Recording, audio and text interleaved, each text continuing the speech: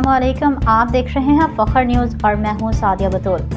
सबसे पहले शामिल करते हैं आज के अहम खबरें। नवाब शाह से डिस्ट्रिक्ट रिपोर्टर मोहम्मद आजम भट्टी फखर न्यूज़ की।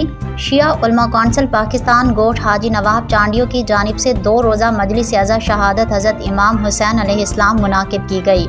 मजलिस अज़ा से मौलाना मोहम्मद शरीफ कुमी, मौलाना असद अली शर, मौलाना शफकत अब्बास कुमी, मौलाना ज़मीर हुसैन वासवानो, मौलाना ताज अली इनकलाबी, मौलाना मोहम्मद साहले शर, मौलाना मोहम्मद इस्माइल रिंद, मौलाना ज़फ़र अली शर, मौलाना अता हुसैन चांडियो, जवार मोहम्मद हुसैन चांडियो, सलामत हुसैन, आसिफ हुसैन अल हुसैनी और दीगर ने खताब किया और मसाइब और फ़ज़ाइल बयान किए, जबकि अज़ादारी की गई।